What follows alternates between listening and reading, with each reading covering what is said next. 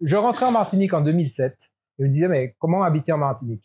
Et là, j'aime la mer et j'ai pratiqué avec mon père qui a construit son bateau.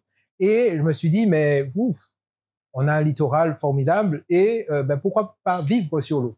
Et donc, j'ai fait une commande à un architecte naval en lui disant, fais-moi un truc à 100 000 euros. Il m'a sorti à 300 000 euros. Et là, je me suis dit, qu'est-ce que je fais avec ça? Et c'est en parlant à droite, à gauche, est venue l'idée de dire, tiens, mais développe ça comme un produit touristique, comme une solution touristique, comme un hôtel flottant. Et donc, petit à petit, c'est venu. Et parce que la vision déjà que j'avais à l'époque, c'était que on ne coupera pas à la montée des eaux océaniques. Je vends un produit touristique, c'est anxiogène, et j'en parlais pas il y a 3 ans. Mais depuis, on en parle tout le temps, et c'est inéluctable. On a vu, la Martinique a déjà pris 1,5 degré, c'est inéluctable. Donc ça va venir. Et donc la vision, c'est que demain, l'habitat il sera sur l'eau. Parce que un certain nombre de terres, toutes celles qui sont entre 0 et 1 mètre vont être inondées. Il faudra de la place pour l'agriculture et l'eau a l'avantage de permettre à ce qu'il n'y ait pas de réseau, on peut circuler sans problème. On monte avec l'eau et vous verrez, puisqu'on est une solution complètement écologique, ça a l'avantage, comme on est entouré d'eau, de pouvoir être autonome en eau, autonome en énergie parce qu'on n'a pas d'arbres qui vont venir ombrager les panneaux photovoltaïques. En fait, ça a tous ces avantages-là. Et donc la vision, c'est que le littoral est un nouvel Eldorado à investir tout en respectant ce littoral, on va pas faire les mêmes erreurs. Voilà. Donc c'est ça la vision, avec un foncier qui devient de plus en plus cher en plus. 2007 et je laisse tomber le projet perso. Le fait d'en parler, on me dit mais pourquoi pas le présenter. Et donc 2008, je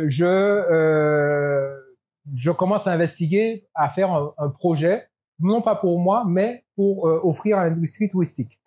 Donc le Prima Pipi en 2010. Ensuite, pour pouvoir m'en occuper, je démissionne et je sors du salariat pour avoir mon entreprise. Et donc j'ai créé Copilote, une entreprise d'ingénierie de projet de construction de bâtiments. Et donc en 2011, de façon à pouvoir m'occuper de ce projet-là. Et avec une équipe que je vous présentais tout à l'heure d'architectes navals, on itère pour arriver à une solution en 2016 avec un brevet associé, donc déposé en 2016 et délivré en 2018. Jean-Marie me rejoint en 2019 et on a entamé les négociations, les discussions avec la CTM par rapport aux fonds européens 2022, abouti en 2023 avec une échéance. Donc on est sur FEDER 2014-2020 et donc c'était très risqué, parce que c'est 1 million d'euros. Hein.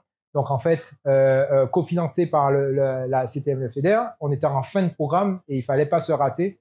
Et donc le PCE Serge Chimie m'a fait confiance et son équipe de façon à pouvoir mettre des fonds sur le cash flow.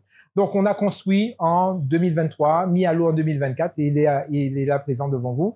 Donc, c'est une gestation de 16 ans. 16 ans pour aboutir à ce résultat-là. Et c'est une première étape vers un hôtel à la Martinique et un chantier à la Martinique, mais au-delà de la Martinique et s'aimer dans le monde entier puisque c'est un produit qui répond à des considérations en Norvège, en Croatie. J'ai découvert qu'il y avait près de plus d'une centaine d'îles en Croatie. En Norvège également, il y a beaucoup d'îles. Ça peut être en Polynésie. C'est vraiment un produit worldwide qui s'appuie sur un brevet pour cette partie-là, avec un monocoque à l'avant, un catamaran à l'arrière. Voilà un petit peu pour la genèse. L'idée ensuite, donc, c'est de l'exploiter. Donc, Leslie et Fabien nous suivent depuis plusieurs années, nous ont fait confiance parce que notre objet, c'est d'être constructeur naval, constructeur naval. Les exploitants, donc on s'appuie sur les exploitants par rapport à la mise en location donc des navires. C'est de pouvoir aussi renforcer toute la partie commercialisation et puis de trouver un partenariat, une association avec un gros chantier qui pourra répondre à une demande beaucoup plus rapidement. Un hôtel, on a fait l'équilibre au niveau du business plan, c'est une 20aine d'unités. Si on dit que ça prend 5 ans pour être construit, bon voilà. Par contre, il faut pouvoir délivrer beaucoup plus rapidement et rentrer dans un concept industriel. Donc, quand je parle de montage, d'assemblage en Martinique, l'idée, c'est qu'on soit en polyester. Là, on est en contreplaqué époxy et que on a un moule en hexagone. On fait rentrer l'ensemble des pièces en Martinique, on assemble en Martinique. Et on peut dupliquer ça, du coup, en Nouvelle-Calédonie, en Polynésie, partout dans le monde. Et on peut produire pour le monde entier à ce moment dans cette configuration-là, avec une main-d'œuvre qui est plus une main-d'œuvre bâtiment que nautique, donc qui coûte moins cher. Et on fait du bâtiment partout dans le monde. Hein, donc c'est ça le modèle économique et industriel derrière qu'on souhaite. Et donc avec de nouveaux investisseurs qu'on va chercher. Et on essaie de s'appuyer sur France Relance 2030. Voilà. Le Stay One, c'est un retour au pays natal.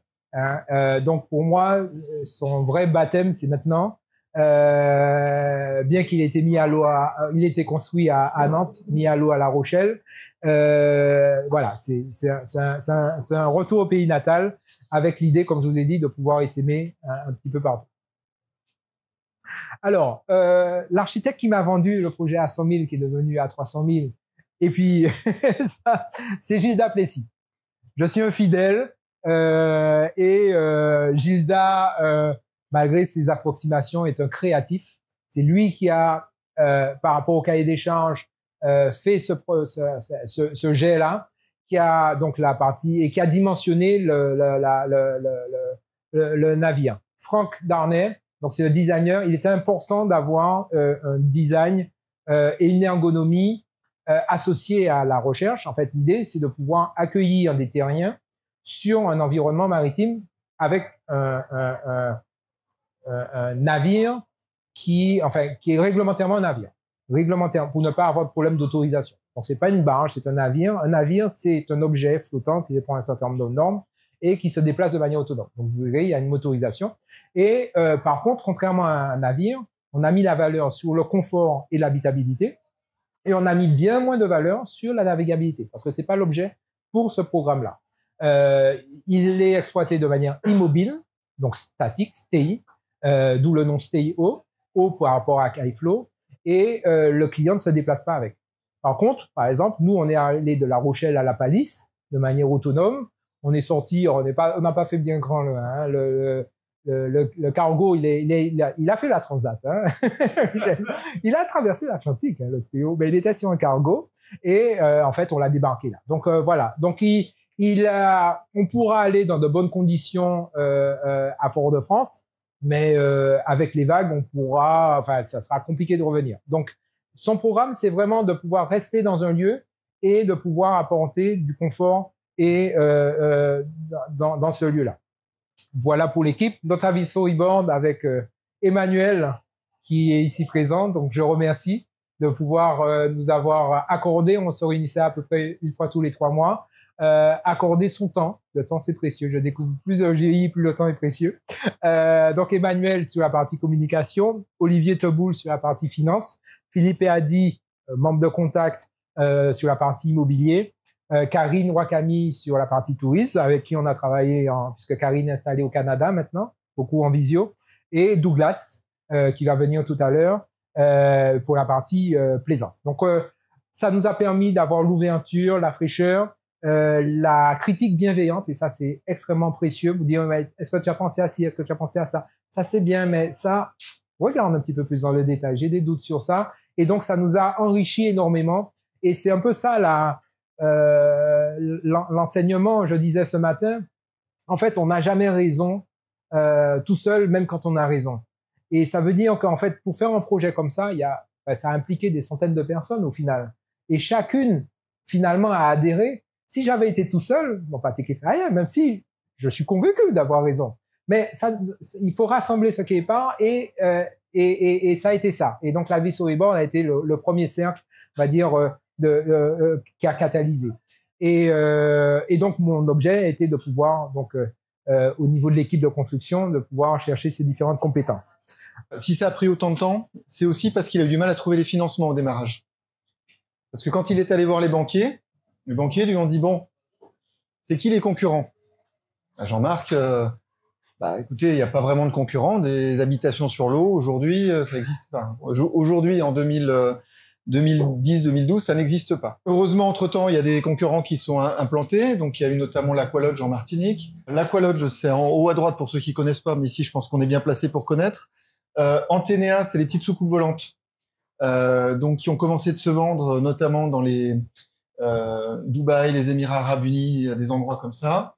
Et puis en haut à gauche, des Américains qui sont apparus il y a 4 ans à Miami avec des financements de la Silicon Valley, qui ont fait donc ces maisons flottantes qui sont sur des pieux qui vont venir s'enfoncer là où le bateau s'installe pour amener la stabilité. Bon, on est d'un produit, ça va de 300 000 à plusieurs millions d'euros. Hein. Donc nous, on se retrouve aujourd'hui dans un univers concurrentiel. Et du coup, pour le banquier, il y a des concurrents. Donc il y a un marché. S'il y a un marché, on peut vous financer. Mais nous, on a perdu quelques années et puis on a perdu un peu d'avance. Aujourd'hui, on a une gamme complète. Bon, la luminosité n'a pas été exceptionnelle, donc les photos seront peut-être pas parfaites. Premier produit, le CO. J'aurai l'occasion de vous en reparler plus en détail après.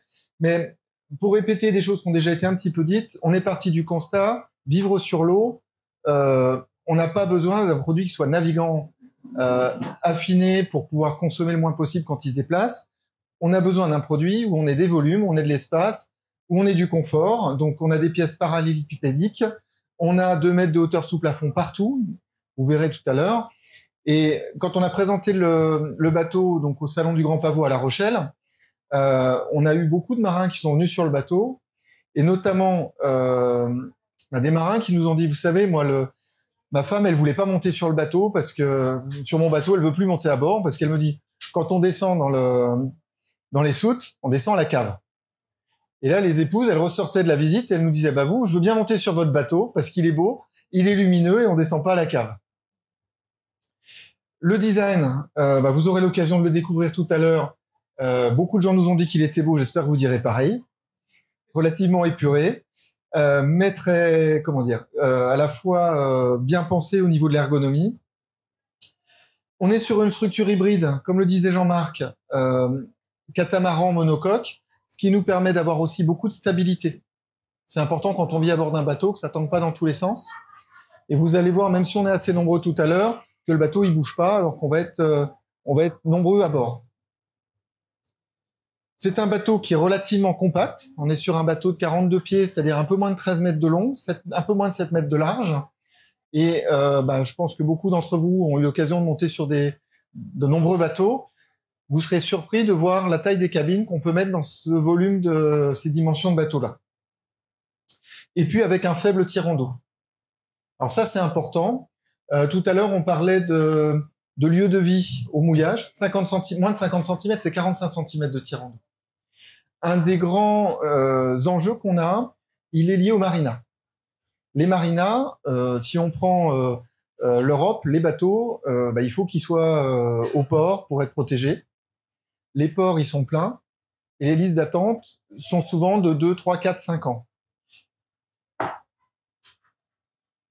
Y compris à La Rochelle, on a discuté pour pouvoir savoir si on pourrait mettre notre bateau.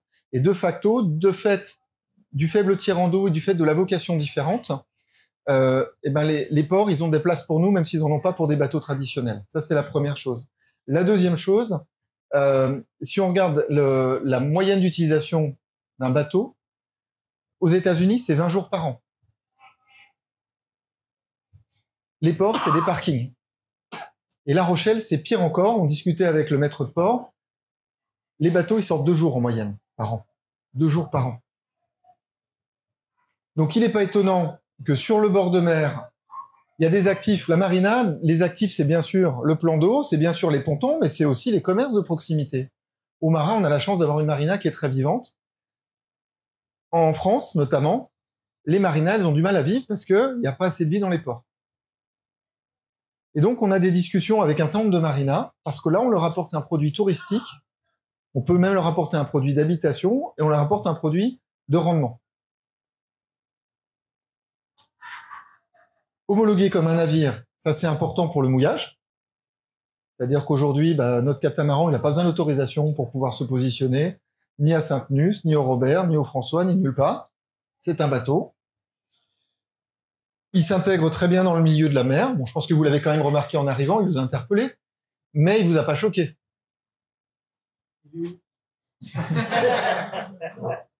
Et puis, j'aurai l'occasion d'en reparler juste après, écologique, au niveau de l'énergie. et au niveau des eaux. Économique, puisqu'on va utiliser des processus de production du bâtiment à la fois dans les coûts de construction, mais également dans la durée de vie du bateau, puisqu'on est avec notamment des cloisons qui sont clipsées. L'idée étant de pouvoir faire toutes les 6, 7, 8 ans on va dire une remise aux jeunes, hein, un rajeunissement du bateau sans avoir besoin de rentrer dans des dépenses exubérantes. Et puis comme on est sur des volumes rectangulaires cubiques, on met des mobiliers du commerce, donc là aussi on va pouvoir changer les mobiliers sans que ça coûte trop cher. Quand Jean-Marc est arrivé avec son produit Seio, il a quand même eu des gens qui lui ont dit ah bah il est bien ton bateau, j'adore les volumes, mais moi je suis un marin, j'aurais quand même aimé un truc qui puisse me permettre de naviguer de temps en temps. Bon, je me fais vieux, j'irai plus affronter les grands vents, mais je voudrais pouvoir aller à Sainte-Lucie, monter au nord, etc. En 2018 ou 2019, Jean-Marc, tu m'aideras, il a remis le cœur à l'ouvrage, recontacté la bonne équipe de Gilda Plessis et Franck Darnay. Ils ont travaillé sur un produit hybride, le Cross-O, donc qui est plus proche d'un catamaran. La nacelle centrale est surélevée, ce qui permet d'en faire un navire homologué de catégorie B ou de catégorie A en fonction des dimensions, puisque là on a 3 tailles, le 36 pieds, le 44 pieds, le 57 pieds. On est sur des designs très similaires à celui du Stay-O, donc on a quand même du fardage. On va pas aller affronter des grosses mers, mais on va pouvoir aller faire beaucoup plus de navigation que sur un Stay-O. Et puis l'autre bateau, alors qui était là développé avant, puisqu'il s'intégrait dans le concept de l'hôtel flottant du Cailleflot Village, c'est le Sunset O. Donc c'est un navire qui est fait sur mesure, qui peut faire une vingtaine de mètres de long, qui va pouvoir accueillir des activités de restaurants, de bars, d'hôtellerie, qui est lui aussi homologué comme un navire et qui s'intègre lui aussi complètement dans le milieu de la mer. C'est un produit qui attire beaucoup d'intérêt aujourd'hui. On a quand même plusieurs projets qui sont en cours actuellement. Et le petit dernier né, il est né il y a 2 ans. Alors celui-là, on aurait espéré en vendre tout de suite parce qu'il est quand même beaucoup moins cher. C'est le Sunset Bar. Le Sunset Bar, c'est un petit bateau homologué NUC, donc navigation jusqu'à 12 personnes, idéal pour les fonds blancs, motorisation électrique, le panneau photovoltaïque, la décoration qui est personnalisable. Là, on est sur une décoration type les îles. Et économique, puisqu'on va être à partir de 96 000 €. Donc en kit. Et puis si on veut tout équiper avec la décoration, etc., on va être à 180 000 € préexploité. Mais je vous raconter l'anecdote au Grand Pavois par rapport à la présentation à La Rochelle. Donc, pourquoi on était à La Rochelle? On était à La Rochelle parce qu'on a été construit à Nantes, mais le cargo partait de La Rochelle pour arriver à la Martinique. Il se trouve que les dates étaient concomitantes et je voulais pas aller à La Rochelle, salon nautique, Stéo, c'est pas marin ça. J'avais une appréhension par rapport à la présentation. Jean-Marie m'a travaillé et il m'a convaincu que bon, on est là, allez, allons-y. J'appréhendais l'accueil des marins parce que on n'est pas un objet destiné aux marins. Et donc du coup, j'étais volontairement un peu provoquant en leur disant ce que Jean-Marie disait, mais là, vous avez le plus grand port, c'est un parking. Ben nous, on vous projette un produit immobilier. C'est un produit immobilier, hein, à 10 000 € le mètre carré. Et vous voyez, on va, vous investissez dans votre maison secondaire. Vous pouvez voyager avec, notamment en parlant du Cross-O. Mais vous pouvez le louer à quai, d'autant plus que vous vous adressez à des terriens, donc dans un confort de terrien. Eh ben, en fait, ils ont adhéré. Ils ont adhéré parce qu'ils ont bien compris l'intérêt. Et d'après vous, quelle est la proportion de gens qui m'ont dit c'est cher, c'est pas cher? 4/5 des gens m'ont dit c'est pas cher. C'est pas cher parce qu'en fait, ils le comparent à l'Hexagone, à un appartement front de mer, vue mer. Et là, c'est pas cher. Et je leur disais, en plus, je poussais un peu loin en disant, mais en plus, vous investissez, mais demain, vous voulez aller en Caraïbes, ben, ça a coûté 33 000 €.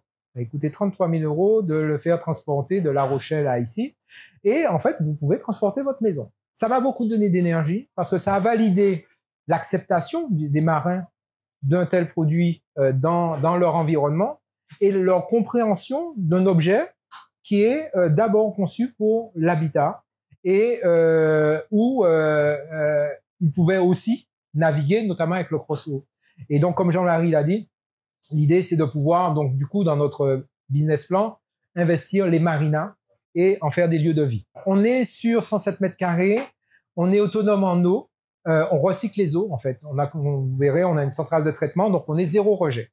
On fait on aère en permanence les bactéries qui travaillent et qui mangent le tout. Ensuite, on a un traitement. Ensuite, on a un filtre physique et on a un filtre UV, enfin. Et l'eau noire, l'eau grise est redistribuée à bord. On a des pertes par rapport au bain qu'on va prendre à l'extérieur, par rapport au spa qu'on va remplir. Et donc, on compense les pertes par de l'apport d'eau de pluie ou de l'apport par un désalinisateur. Donc, voilà.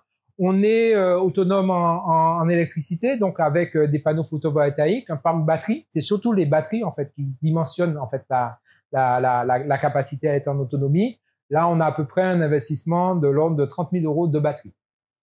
Rien que la batterie. On a les 2 éoliennes. Et du coup, nos clients, en fait, ils n'ont pas de restrictions comme dans un navire. On leur donne pas de restrictions par rapport à l'eau. Et au niveau de l'électricité, le soin qu'on prend, parce que vous verrez un certain nombre d'équipements électroménagers, c'est de leur permettre un fonctionnement dans certaines plages horaires. Donc, par exemple, la machine à laver le linge, ça va être du 10h, 14h. La climatisation, ça va être le soir entre 18h et 8h du matin, à une certaine température, entre 24 et 21 degrés. Donc, en fait, ils seront contraints par le système d'utiliser ces plages horaires-là, ce qui permet en fait de pouvoir absorber, être dans une utilisation normale. Voilà. Dire le côté écologique également, c'est qu'on n'a même pas d'anti-fouling, donc on n'a pas d'herbicide, et donc ce qui nous permet, de par le faible tirant d'eau, de par le zéro rejet, d'être dans des lieux préservés en fait, et de pouvoir investir des zones naturelles. Enfin, c'est quelque chose sur lequel aussi on va investiguer au-delà des marines. On est sur un prototype qui va nous permettre de tester quand même un certain nombre d'hypothèses. Donc c'est vrai qu'on a un petit peu suréquipé ce prototype pour pouvoir le tester dans les bonnes configurations. Et notamment sur l'électricité, on espère qu'on va pouvoir assouplir un certain nombre de choses, mais pour ça, il y a la théorie puis il y a la pratique. Alors, au niveau des prix, globalement, le STEO est commercialisé à partir de 850 000 euros. On va être dans des logiques de fonctionnement. À partir du moment où on va être capable de faire des hôtels, on peut changer les modes de production, on va pouvoir baisser les prix, c'est notre objectif. On a la gamme Cross O, donc comme on est sur une gamme avec 3 dimensions, on va avoir un premier prix qui va être à partir de 750 000 euros. Et puis le Sunset O, plus gros bateau, qui lui va commencer à partir d'1 million d'euros. Après, en fonction des décisions d'équipement de nos clients. Donc, globalement, le business model de Kaiflow, aujourd'hui, il s'appuie, vous voyez, sur une gamme qui est quand même assez large. Il s'appuie, on est sur un modèle qui a été assez agile, puisqu'on a fait un premier chantier prototypage qu'on a mis en sommeil pour pouvoir maintenant entamer cette phase de chantier série. Et chantier série qui va être entre guillemets en 2 parties. Une première partie pré-assemblage, moule, etc.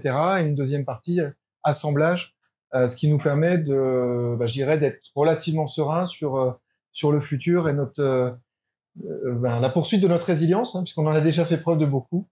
Voilà. Donc, je dirais qu'on a en plus cette gamme avec ces niveaux de prix différents qui nous permet aussi de pouvoir avoir des produits qui vont sortir plus vite que d'autres.